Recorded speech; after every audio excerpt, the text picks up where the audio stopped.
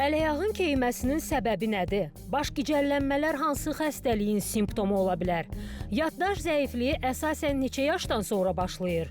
HB Güvən Klinikasının nevroloqu uzman doktor Aygül Mahmudova danışacaq. Çox artması B12-nin 3000-4000-in üstündə olması artıq tam tərsi qaraciyərlə əlaqəli və ya başqa sistem xəstəliklərinin ortaya çıxması ilə də nəticələnə bilir. O yüzdən hani vitamin də eybi yox vurdurum, bu da yanlış məntiqdir.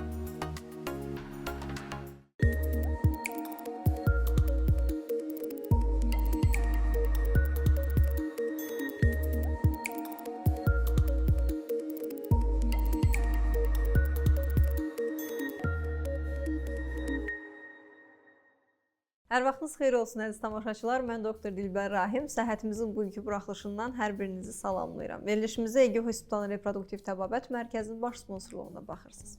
Əziz tamaşaçılar, ekrana yaxın əyləşin, rahat əyləşin, çayınızı, kofenizi hazır eləyin. Bugün maraqlı bir mövzudan danışırıq. Maraqlı bir çox mövzudan danışacağıq əslində qalsa, nevroloji mövzulardan danışacağıq əslində qalsa və istərdim qonağımız sizlərə təqdim edeyim. Bizim bugünkü qonağımız HB Güvən Klinikasının uzman nevroloqu Aygül Mahmudovadır. Necəsiniz doktor? Sağ olun. Halınız yaxşıdır? Şükür deyək. Mən sizə bir çox sual yönəldəcəm bugün. Fərqli yerlərdən olacaq. Ümid edirəm maraqlı cavablarımızla verilişi sona yetirərik. İlk öncə istərdim bizə gələn suallardan bir neçəsini sizə yönəldim. Pasiyentimizin biri yazır ki, belə deyək, tamaşaçılarımızdan biri, əllərimdə, ayaqlarımda belə deyim, keyləşmələr var. Mən burada nevroloqa müraciət eləməliyəm, yoxsa neyrocərraha müraciət eləməliyəm? Bu haqda biraz məlumat versəz sevinərik. Həm əl, həm ayaqda varsa, ya da məsələn tək başına ayaqda da bəzən ola bilir və ya əllərdə ola bilir keyləşmələr. Məncə öncəliklə nevroloqa müraciət eləsə daha məqsəd uyğun olar. Çünki altda yatan hər hansı bir bu keyləşməyə səbəb olan bir patologiya varmı, yoxmu, bunu araşdırmaq bizim işimizdir deyim. Nəyə bağlı ola bilər? Bu bir polineuropatiyanın başlanğıcı ola bilər ki, polineuropatiya dediyimiz şeyin altında da çox, yəni səbəb olacaq buna bir çox şey var ki, ən bəsiti, yəni B12 vitamini əksikliyi, bir D vitamini əksikliyi ola bilir, bir tiroid məsələn hormon pozğunluqları ola bilir, ən çox görülənlər bunlardır. Fərqli bir vücudda olan metabolik, infeksiyon xəstəlik buna səbəb ola bilir. Bunların araşdırılması gərəkir, bu keyləşmənin altında yatan səbəbi bulmaq üçün deyək. Bəzən anemiyalar, xroniki irəli səviyyədə olan anemiyalar belə bu əldə ayaqda keyləşmələrə səbəb ola bilir. Bundan başqa bəzən sadəcə ayaqlarda ola bilir məsələn ki, bu ən çox şəkər xəstəliyi deyək, yəni metabolik səbəblərdən ən çox görülən odur. Şəkərə bağlı xroniki, kontrolsüz, düzənsiz bir şəkəri varsa xəstənin müəyyən müddətdən sonra, hardasa 8-10 il sonra polineuropatiya ortaya çıxa bilir. Daha çox əl və ayaqda ortaya çıxan distallarda, hətta biz ona əlcək və corab tərzi polineuropatiyalar deyirik. Bu şikayətlərin olması, keyləşmə, karıncalanma, bəzən yanma, uyuşma, batma şəklində xəstələr, bəzən donma deyim belə, fərqli şikayətlərlə bunu ifadə edə bilirlər. Bunlar varsa, bunu işte araşdırmaq, dediyim kimi, altdakı səbəbi tapıb onu kontrol altına almaq bizim işimiz ola bilir. Bundan başqa bir də, məsələn, sadəcə ayaqda bir şey yoxdur, əllərdə keyləşmələr ola bilir ki, bəsit ən çox görülən bunun səbəbi əl biləyində sinir kanalının sıxılması olur ki, buna karpal tunel sindromu deyirik biz. Bunu da ilk görüb, məsələn, diaqnoz təyin eləmək üçün EMG çəkirik biz, elektromioqrafiya və onun nəticəsinə görə sonra bəli, cərrahlıq bir şey varsa, cərraha yönləndirə bilirik xəstəni. İrəli səviyyədə olan karpal tunel sindromlarına çünki əməliyyat gərəkə bilir. Amma yoxsa yenə müalicə ilə devam edirik biz. Aydın doktor. Digər bir sualımız baş gicəllənmələrlə əlaqədardır əslində qalsa. Tez-tez baş verən baş gicəllənmələrin səbəbi nə ola bilər və belə deyək, hansı diaqnostika metodu daha effektiv olar? Baş gicəllənmənin öncəliklə bu xəstədən aldığımız anamnez bizə bir yön verəcək ki, hansı tərəfə doğru gedək biz. Çünki ilk növbədə kəskin ortaya çıxan ani hərəkətlə tetiklənən məsələn baş gicəllənməsi periferik vertigo dediyimiz iç qulağımızdakı müvazinət aparatındakı pozğunluğa bağlı ortaya çıxan bir durumdur ki, bu əslində nevroloqdan ziyadə məsələn qulaq-burun-boğaz həkimləri bu sahəni daha yaxşı bilirlər. Onların icra edəcəyi məsələn bir manevra ilə xəstə heç bir dərman müalicəsi almadan belə toparlaya bilir bu kimi durumda. Yəni anamnez o yüzden bizim üçün çox önəmlidir, anamnez və müayinə. Bundan başqa illərdir olan xroniki, sərsəmlətici, məsələn, baş gicəllənməsi var deyə müraciət edirsə xəstə, bu baş gicəllənməsinin yenə xarakteri, məsələn, az öncə dediyimiz polineuropatiya məsələn, bir dərin hissiyat pozğunluğu olan xəstə də baş gicəllənməsi şəklində yer ayağının altından qaçır şikayəti ilə müraciət edə bilir. Halbuki ki, müvazinət pozğunluğu var əslində, yəni baş gicəllənmir və ya bu hissiyat pozğunluqlarına, orada bir B12 baxılmalıdır deyək, ən çox görülən odur. Ona bağlı başqa fərqli infeksion xəstəliklər var, hansı ki, bu dərin hissiyat pozğunluğuna səbəb olur. Onlar araşdırılmalıdır bu kimi durumlarda. Yox, əgər xəstə bizə, məsələn, az öncə dediyim periferik vertiqodakı baş gicəllənməsi otaq ətrafımda dönür, hər şey, gözümü aça bilmirəm. Məsələn, bu tərz bir baş gicəllənməsi lora yönləndirir daha çox. Bizi qulaqla əlaqəli problemi düşündürür. Amma gündəlik, xroniki, daim, arada sırada ortaya çıxan, oturduğum yerdən ayağa qalxdığımda olur və ya otururkən yoxdur, amma gəzəndə biraz hiss edirəm, başım gicəllənir. Yəni, bu kimi durumlarda bir anemiyası varmı, təzyiqi düşürmü xəstənin? Məsələn, bir vazovagal senkopa girəcək bir durumu varmı, məsələn, parasimpatik sistemlə əlaqəli baş gicəllənməsi? Bu altda yatan səbəblərə bu açıdan baxıb dəyərləndiririk. Yəni, bu şəkildə biraz burada xəstənin anamnezi, yenə dediyim kimi, baş gicəllənməsinin şəkli, davamiyyəti, bəzən də beyinlə əlaqəli olur, məsələn, müayinəsində serebellar müayinəni dəstəkləyən bir şeylər varsa ki, o da yenə baş gicəllənməsinin ən çox görülən səbəblərindən biridir. Mütləq öncəlik tərcihimiz beyin MRT-sini görmək olur. Və ya bazilər yetməzlik dediyimiz bir durum var, məsələn, beynimizin, belə deyək də, müvazinət mərkəzinin qidalanmasının pozulmasına bağlı ortaya çıxır. Bazilər arteriyalarda yetərsizlik, oraya gedən qan axımının azalması. Bu, bəzən anadan gəlmə bir damarın digərinə görə incə olmasına bağlı ortaya çıxır ki, iləri yaşlarda biraz daha simptomatik hala gələ bilir. Bəzən isə damarda bir problem olur, trombos olur, bir şey olur, ona bağlı ortaya çıxa bilir. Ki, bu kimi durumlarda, məsələn, bir Doppler müayinəsi, o vertebral arteriyaları dəyərləndirmək üçün bizə yönləndirici ola bilir. Belə bu şəkildə, yəni xəstənin şikayəti baz alaraq, bəzən xəstə gəlir, məsələn, illərdir bəlkə bir hemoqram baxılmayıbdır. Baxırsan, sadəcə anemiyası var, ona bağlı ortaya çıxan bir baş gicəllənməsidir. Yəni, belə xəstəyə görə müayinə vasitəsi seçilərək diaqnoz qoyub müalicə təyin edə bilirik. Eynən, başa düşdüm sizi, doktor. Unutqanlıqdan istərdim biraz danışaq, yaddaş pozuntularından biraz danışaq ki, çox vaxt fikirləşirlər ki, ətrafdakı insanlar, pasiyentlər daha doğrusu, məndə vitamin azlığıdır, böyük ehtimal, ona görə unutqanlığım inkişaf edir və s. Amma bunun yəqin ki, altda yatan daha ağır səbəbləri də olmuş olmalıdır. İstərdim bu barədə məlumat alaq sizdən. Unutqanlıq çox-çox geniş bir kavramdır əslində və bugünkü gündə həqiqətən ən çox qarşılaşdığım, şəxsən öz adıma deyim, şikayətlərdən biridir. Və kənarda, çevrədə həkimlərin beyin qan dövranı pozğunluğu diaqnozu ilə gəlir çox vaxtı xəstələr ki, unutqanlığın səbəbi beyin qan dövranı pozğunluğu deyil bir kərə, onu deyim. Beyin qan dövranı pozğunluğu çox ciddi bir kavramdır həqiqətən. Onun altında damarlarda ciddi bir proseslər olmalıdır, qidalanma pozulmalıdır, insulta qədər gedib çıxa bilirlər, amma morfolojik bizə nəsə verməlidir. Bəli, amma unutqanlıq, yəni onun beyin qan dövranı pozğunluğunun başlanğıcı çox unutqanlıq deyildir məncə, yəni belə deyim. Yəni nə ola bilər? Bəzən məsələn xroniki bir təzyiqi olan xəstə olar bəlkə, irəli səviyyədə bir beyin artıq o təzyiqə bağlı xırda kapilyar tıxanıqlıqları biz deyirik onu, bəzən kiçik damar xəstəliyi şəklində ortaya çıxır. Bunlar çox irəli səviyyədə ola bilər. Artıq bir unutqanlıq xəstəliyinin başlanğıcı şəklində bəli unutqanlıq səbəb ola bilər. Beyin qan dövranı pozğunluğu bu fonda.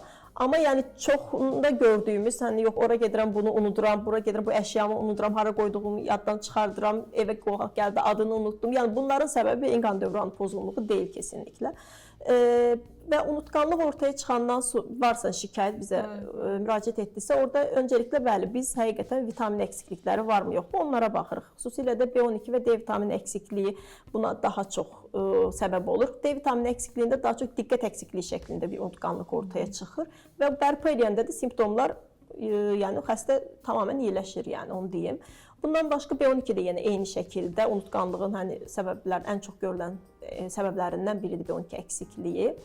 Məsələn, tiroid yenə vəz funksiyalar pozğunluğunda da yenə unutqanlıq ortaya çıxa bilir. Xüsusilə hipofunksiyası unutqanlığa çox səbəb olur. Bəzən bəzi unutqanlıq xəstəlikləri, demensial sürəclər artıq unutqanlıq şikayəti ilə başlayır. İlk başda yüngül unutqanlıq olur, sonra gedərək irəliləyib artıq demansın digər simptomlarını ortaya çıxması ilə də daha rahat xəstəyə diaqnoz qoya bilirik. O yüzden unutqanlıq şikayətinə xəstə müraciət edəndə nələri unudur, necədir, nə qədər vaxtdır var unutqanlığı, ona müşahidə edən fərqli simptomlar varmı, yoxmu, ailədə unutqanlıq xəstəliyi olan birisi varmı, yoxmu? Bunlar ətraflı sorğulananda unutqanlığı da yönləndirə bilirik bu şəkildə. Sizin fikrinizcə ümumiyyətlə bu unutqanlıq dediyimiz unutqanlıqla əlaqədar olan xəstəliklərdə bir cavanlaşma varmı ümumiyyətlə? Var məncə, çünki əvvəlkinə görə çox artıbdı. Bunun səbəbi bir diqqət əksikliğinin çox artması, xüsusilə də son zamanlarda deyək ki, bu sosial medianın aktiv istifadəsi, insanların ekrana çox məruz qalması, onların diqqət əksikliğinin artmasına səbəb olan ən önəmli faktorlardan biridir ki, diqqət əksikliyi varsa bir xəstədə, həqiqətən bir insanda deyim, onda unutqanlıq yüngül halda da olsa özünü mütləq göstərir, yəni. Bəzən səbəbini tapa bilmirik, altında heç nə yoxdur, amma bir unutqanlıq var. Xəstə məsələn bunu tarif edir. Həqiqətən də altından bu sıx ekran məruziyyəti çıxa bilir bu kimi durumda. Doktor, bundan əlavə olaraq o sosial medianı ki özünüz vurğuladınız, bundan əlavə olaraq çox tez-tez qarşımıza çıxan, çox tez-tez qulağımızın eşitdiyi bir məsələ var ki, peyvəndi olandan sonra, Covid peyvəndi olandan sonra məndə başladı unutqanlıq. Bu cümlə ilə əlaqədar nə deyə bilərsiniz ümumiyyətlə? Covid xəstəliyi keçirənlərdə eyni şəkildə, eyni zamanda bəli, peyvənd olanlarda da eyni şəkildə o şikayətlə çox qarşılaşırıq. Bunun biraz psixososial olaraq da rolu var. Hamıdan eşidir, biraz unutqanlığı var, peyvənd olduğum ona bağlıdır və ya xəstəliyi keçirmişəm, onunla əlaqəlidir. Amma bəzi çalışmalar da var, deyək ki, orada göstərilibdir ki, həqiqətən də Covid sonrası və ya peyvənd sonrası ortaya çıxa bilir. Tam olaraq səbəbini hal-hazırda detaylı çalışma ilə açıqlaya bilmərəm, bu səbəbdən ortaya çıxır deyə. Covid ilə əlaqəli bir çox çalışmalar daha yeni onun nəticələri deyək də, ağırlaşmaları, gec ağırlaşmaları şəklində deyək, dəyərləndirilir. Bəzi məsələn ürək-damar xəstəliklərinin sıxlığını artırdığına dair və ya başqa məsələn adi beyin qan dövranı, beyin insultları məsələn artırdığına dair onu göstərən çalışmalar var. Böyük ehtimal unutqanlığı da bir şəkildə tetikləyibdir, onu deyə bilərəm. Unutqanlığın ən çox ortaya çıxma səbəblərindən biri də onu deyə bilərəm, günümüzdə xüsusi gənclər arasında daha çox yuxusuzluq bunun ən önəmli səbəblərindən biridir. Gec yatmaq, erkən qalxmaq, o gecə yuxusunu, xüsusilə də gecənin birinci yarısındakı olan effektiv o melatoninin ifraz olunduğu yuxunun alınmaması günlər, aylar keçdikcə yenə özəlliklə də diqqət əksikliyi fonunda bir unutqanlığın ortaya çıxmasına səbəb olur. Unutqanlıq haqqında məncə yetərincə məlumatımız oldu. Az öncə danışdıq keyləşmələrdən, qıc olma kimi bu şəkildə keyləşmələrdən, karıncalanmadan hətta danışdıq. İstərdim biraz titrəmələrdən danışaq, ətraflarda olan titrəmələrdən. Bu hər hansı bir xəstəliyin, məsələn Parkinson kimi bir xəstəliyin belə deyək, başlanğıcıdırmı, yəni deyə bilərikmi bu şəkildə, yoxsa başqa bioloji səbəbləri varmı? Titrəmənin harda olması, necə olması, yenə burada bizim müayinənin önəmi deyim mən, çox önəmlidir. Başlanğıc şəkli, məsələn, gənc yaşlarda, həyəcanlananda, əlində bir şey daşıyanda ortaya çıxan bir titrəmə çox qorxulu bir titrəmə deyildir. Bu daha çox esensial tremor dediyimiz ruhsal olaraq bir həyəcanla ortaya çıxan bir titrəmədir. Yəni motor bir hərəkət pozğunluğudur. Çox mu qorxuludur? Deyil. Nə anlamda qorxulu ola bilər? Bu sadəcə yaşla bağlı irəlilədikcə yaş arta bilir bu titrəmə ki, o zaman dərmanlar artıq araya girirlər. Bu tərz xəstələrdə məsələn gənc bir xəstə müraciət etdi. Arada sırada əlim titrəyir və ya imtahana girəndə əlim titrəyir. Bu əgər o xəstənin işini gücünü əngəlləyəcək səviyyədə deyilsə, məsələn mənim önərim dərman müalicəsini kesinliklə başlamamaq.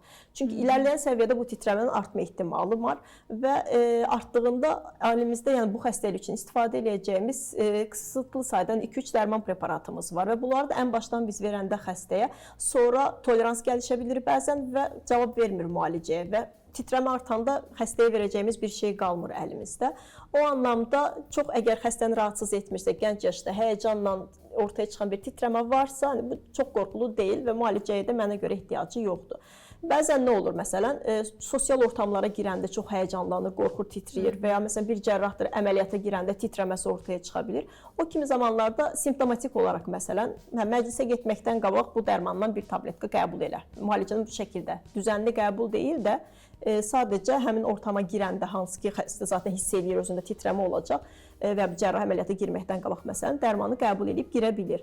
Amma Sizcə bəs bu vakalarda, bu кейslərdə psixiatrın mı baxması daha yaxşı olar, bir nevroloqun baxması mı daha yaxşı olar? Yox, psixiatrik olmur. Yəni əgər titrəməni müşahidə edən bir həyəcan pozğunluğu və ya bir təşviş pozuntusu panik və atak, təşviş pozğunluğu bir şey varsa, bəli, o zaman təbii ki, psixiatra yönləndiririk və o zaman titrəmə bəsit belə bir həyəcan titrəməsi olmur artıq. Daha fərqli seyr eləyir çox vaxtı. Mən bəhs etdiyim hər hansı bir belə deyim də, psixiatrik simptom, ruhsal bir simptom müşahidə etmədən sadəcə əl titrəyir. Yəni məsələn cərrah bir əməliyyata girir, sadəcə əl titrəyir. O ruhsal halı dəyişsə məsələn o əməliyyata girə bilməz zaten, amma əl titrəməsindən bəhs edirəm sadəcə. O titrəmələrdə bu dediyim kimi yanaşma daha doğru olur. Parkinson xəstəliyi də dediniz. Parkinson xəstəliyi daha belə deyim iləri yaşlarda, yəni 50 yaşından sonra hətta daha belə 65 yaş üstü çox vaxt 60-65 yaş üstü gördüyümüz deyək ki, xəstələrdir. Gənclərdə də olur, amma çoğunluq dediyim kimi irəli yaşlarda ortaya çıxır və ortaya çıxma şəklinə görə istirahət tremoru deyirik biz buna. Məsələn, az öncə bəhs etdim ki, bir şeyi tutanda ortaya çıxan, hərəkətlə ortaya çıxan tremor. Parkinsondakı tremor tam tərsi istirahətdəykən, xəstə boş, rahat evdə oturarkən ortaya çıxan bir, hətta pul sayma şəklində olan bir titrəmədən bəhs edilir.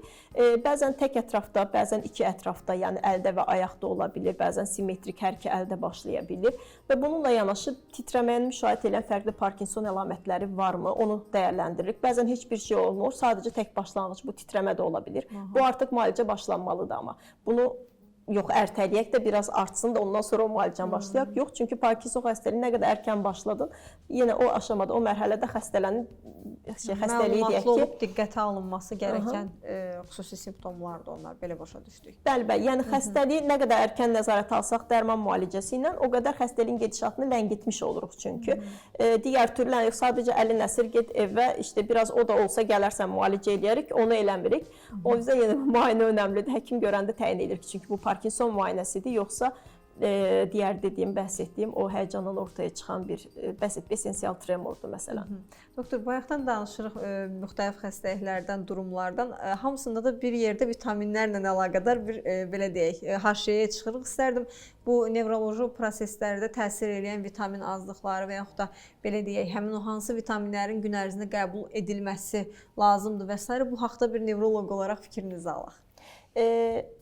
Ümumilikdə normalda, normal sağlam qidalanan bir insanda, məsələn, D vitaminindən başqa digər vitamin əksikliklərini çox gözləmirik. Məsələn, B12 ən çox əksikliyi, nevroloji şikayətlərə səbəb olan bir vitamindir. Amma normal ətini yeyən, məsələn, B12 ilə zəngin deyək ki, meyvə tərəvəzini yeyən insanda çox bunu görmürük. Amma bəzən təbii ki, xəstəlik fonunda qidalanma əksik olur, bir şey olur, B12 əksikliyi ortaya çıxır. O zaman mütləq dərman müalicəsini almalıdır. Bu B12 səviyyəsinin nə qədər düşük olduğuna bağlıdır. Məsələn, az düşükdürsə, normalımız deyək ki, 120-dirsə məsələn, bəzən 200-dədirsə belə B12, biz ona dərman müalicəsini tətbiq eləyə bilirik. Yəni alt sınıra yaxın deyirik ona, düşmə eğilimindədir yəni. Və bu şəkildə verəcəyimiz müalicə sadəcə dərman müalicəsi deyək ki, ağızdan qəbul olunacaq dərman preparatları ilə yetərli olur. Amma məsələn daha azdırsa B12, 100-ün altındadır məsələn B12 səviyyəsi, 100-dən daha azdır. O zaman artıq deyirik ki, yox, yetərsizdir və iynə müalicəsi, iynə ilə B12 qəbul etməlidir. Gerçi bizim xalqımız biraz B12 iynə olaraq çox sevirlər və özlərinə hər fürsətdə enjeksiyon şəklində sistemlərin, serumların içində B12 vururlar və bundan dolayı son zamanlarda mən hardasa deyim ki, gələn xəstələrimdə B12-ni tam tərsi olmasından daha yüksək görür. Çünki enjeksiyon şəklində B12-ni vurmağa gərək yoxdur, ehtiyac olmadığı. Çox-çox artması B12-nin 3000-4000-in üstündə olması artıq tam tərsi qaraciyərlə əlaqəli və ya başqa sistem xəstəliklərinin ortaya çıxması ilə də nəticələnə bilir. O yüzdən vitamin də eybi yox vurdurum, bu da yanlış məntiqdir. Ehtiyac varsa almaq lazımdır B12-ni. Və ikinci ən çox deyim nevrolojik simptoma səbəb olan vitamin əksikliyi D vitaminidir mənə görə. Onun əksikliyi isə həqiqətən çox görünür bugünkü gündə və o mütləq təqviyə edilməlidir belli bir kurslar şəklində. Çünki günəş enerjisi ilə deyək ki, əldə etdiyimiz bir vitamindir, D vitamini və bunun qəbulu da yenə xəstədəki qan səviyyəsinə görə, nə bilim, məsələn 15 milliqram deyək ki, altındadırsa ona görə həftəlik D vitamini dozası fərqli olur, daha azlısa daha fərqli olur. Yəni bu şəkildə onları da yenə qəbul eləməlidir dərman şəklində. Öz-özündən D vitamini çox bərpa olunmaz, onu deyim. D vitamini bəzi xəstəliklərdə məsələn çox düşük olmasa belə normal səviyyədədir, amma dəstək olaraq verə bilirik. Məsələn, onun çoxluğundan çox fazla olar, zərər verər. Ondan o qədər çox qorxmuruq, onu deyim. Təşəkkür edirəm doktor. Bu verilişimiz də çox maraqlı keçdi. Belə fərqli suallarla olanda mənə elə gəlir tamaşaçılar üçün də bizim özümüz üçün də çox maraqlı keçir veriliş. Ümid edirəm gələn verilişlərdə də sizi burada görmə imkanımız olar. Bizim bugünkü qonağımızı istərdim təzədən təqdim edeyim, ya da salma edək sizlər üçün. HP Güvən Klinikasının uzman nevroloqu Aygül Mahmudova idi bizim bugünkü qonağımız. HP Güvən Klinikasına baş çəkərək qəbuluna düşə bilərsiniz. Məhz hər hansı bir nevroloji probleminiz varsa və öncədən müayinə istəyirsinizsə. Beləliklə, əziz tamaşaçılarımız, bir verilişin daha sonuna gəldik. Səhhətimiz verilişinə ARB TV ekranlarından əlavə həm də sosial media hesablarından baxa bilərsiniz və əlavə olaraq da öz suallarınızı şərhlər bölməsinə qeyd edə bilərsiniz. Səhhətimiz sağlam gələcəyin təminatıdır. Gələn görüşlərədək.